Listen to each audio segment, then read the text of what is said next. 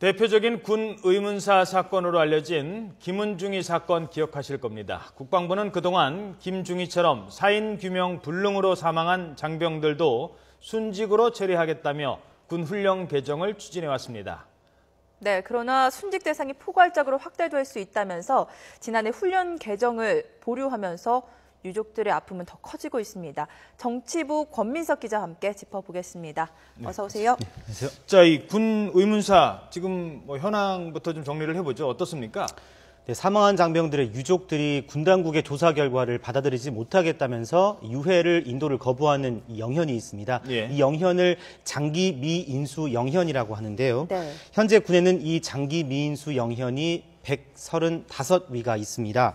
전국 5개 군 봉안소에 유골 형태로 119위가 있고요. 영안실 등의 시신 16구가 함께 안치가 돼 있습니다. 이 가운데 지난 1998년 2월에 판문점 공동경비구역에서 사망한 고 김은중이 등도 여기에 포함되어 있습니다.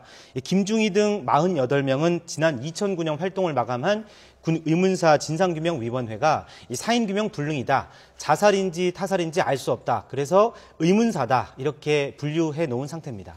네, 살펴보니까 적지 않은 규모인데요. 국방부가 이 의문사 문제를 해결하기 위해서 군 훈련 개정을 추진했다가 결국 지난해 다시 무산되는 일이 있었다고요?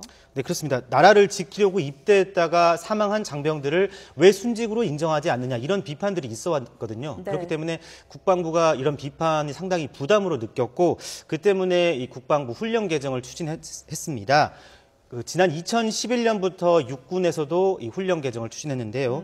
당시 육군 법무실은 사인 규명이 불가능하더라도 민간 법원이나 국가 권익위 등 권위 있는 다른 국가 기관이 권고가 있으면 순직 처리를 해주자 이런 방향으로 육군 법무실이 훈련 개정을 추진했었습니다. 이 같은 논의가 지난해까지 3년 가까이 이어져 왔는데요.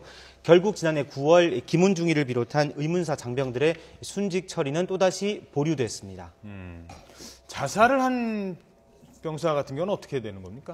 지난해 9월 국방부가 자살한 장병들은 일단 순직으로 처리하자라고 훈련 개정을 했습니다. 지난해 9월 국방부가 이 중앙전공사망심사위원회라고 순직 재심을 맡는 기구를 중앙기관에 설치를 하고요. 예. 자살한 장병들도 일단 공모와 연관성이 상당하다고 인정되면 순직 처리하도록 훈령을 개정했습니다.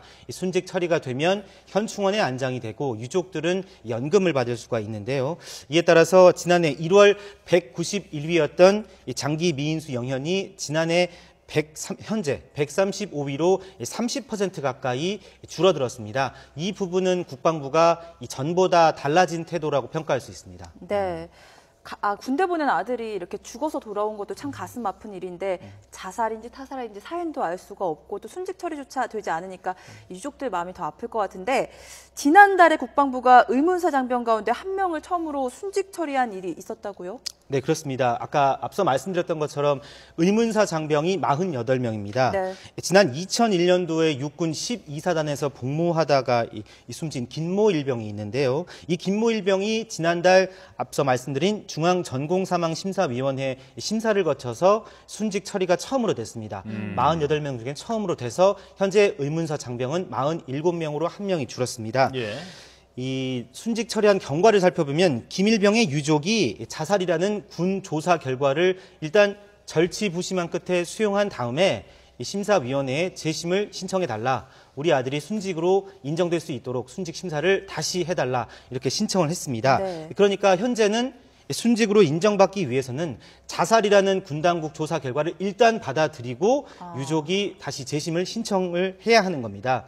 유족들 입장에서는 아들이 자살을 했구나 이런 사무치는 가슴이 찢어지는 일이겠지만 네. 이를 국방부의 조사 결과를 받아들이지 않으면 재심을 받을 길이 없기 때문에 일단 받아들이고 재심을 신청해서 순직 인정을 받은 건데요. 이 때문에 유족들 사이에서는 자살을 인정하면 순직을 처리해주고 그렇지 않으면 순직 심사도 못 받는 이 상황이 어떻게 말이 되느냐 이런 비판들이 좀 나오고 있습니다. 왜 그럼 그 의문사인 경우에는 이렇게 군 당국이 보수적인 거예요?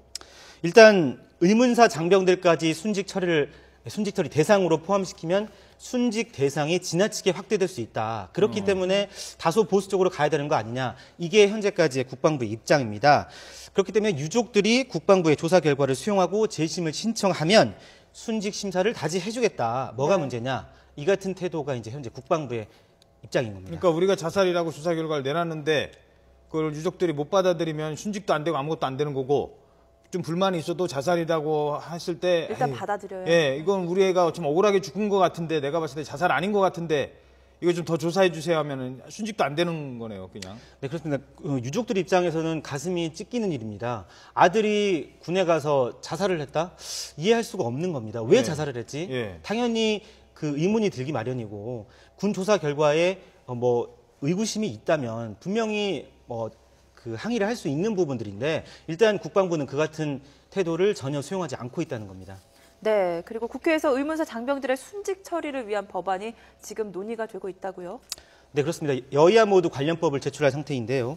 의문사 장병을 포함해서 미국처럼 군에 입대해서 장병이 사망하면 일단 순직, 추정으로 이제 분류를 하는 겁니다. 예. 그리고 숨진 장병이 이 순직이 아니라면 군이나 국가가 이를 증명하도록 해서 그 책임을 유족이 아니라 국가에 지우도록 하자는 겁니다. 국방부는 이에 대해서 국회에서 관련법이 통과되면 의문사 장병들도 순직으로 처리할 수 있는 길이 열리기 때문에 관련법이 통과되면 순직으로 처리하겠다 이런 태도를 보이고 있거든요.